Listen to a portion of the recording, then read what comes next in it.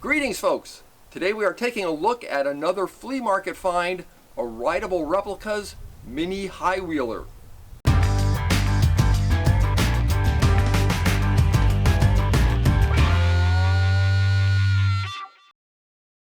The mini high wheeler, sold by Rideable Replicas in Alameda, California, is a smaller version of an original penny farthing, the type of bicycle you would have seen ridden around in the late 1800s.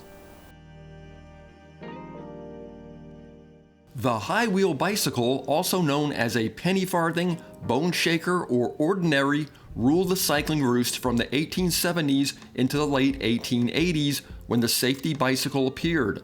The safety bicycle design is the same basic modern bicycle design we see used today and was so much easier to ride for the average person, not to mention much safer. It quickly made the high wheel bicycle obsolete. This mini high wheeler actually more closely resembles another famous bicycle from the past, the Crypto Bantam. If you look at this photo of Rich riding the mini high wheeler and then examine these old ads for the Crypto Bantam, you'll see what I mean. The Crypto Bantam, introduced in 1893, was a small version of the high wheel bicycle, which managed to achieve higher speeds without a large front wheel by using a mechanical gearing mechanism placed in the front wheel hub.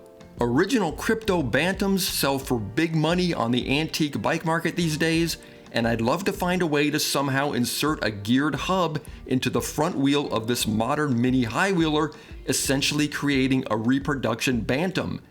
In its day, the Crypto Bantam became fairly popular, mainly because, like the safety bike, it avoided some of the dangers of the high wheeler.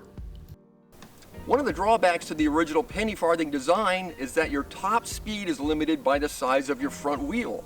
Now, on a bike that's this small with a front wheel this small, you're not going to be able to get going very quickly before the crank will be spinning so fast you won't be able to keep your feet on the pedals. This is how they eventually wound up with bikes with 52-inch front wheels and people riding around with their heads 9 feet up in the air.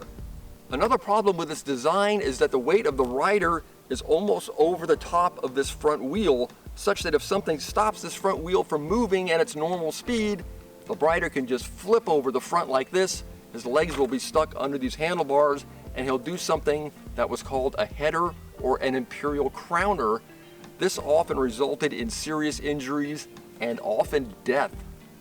Indeed, the header was no joke, and it was this unique attribute of a high wheel bicycle that led Samuel Clemens, otherwise known as Mark Twain, to remark, "Get a bicycle. You will not regret it if you live."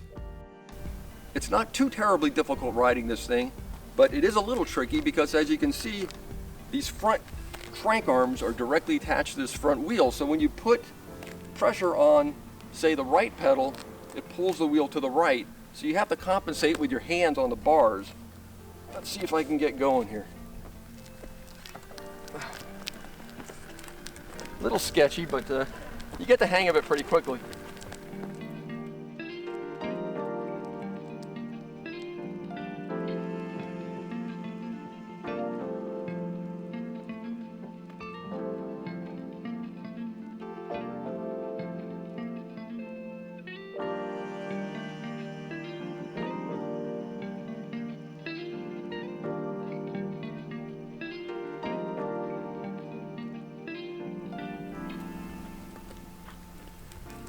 And as I was just reminded, there is no coasting.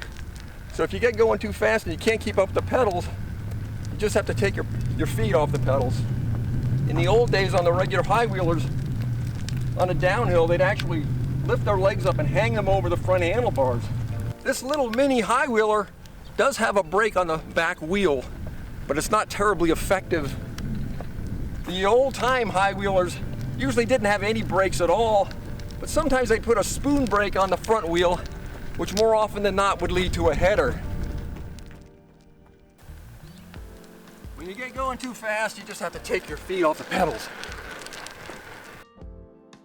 It took a while to get used to the quirks of this little bike, but the more I rode it, the more fun I began to have.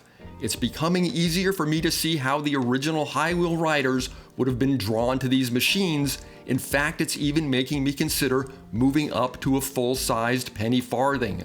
Will my seemingly unquenchable desire to relive the early days of cycling overcome my common sense? Stay tuned, and as always, happy riding.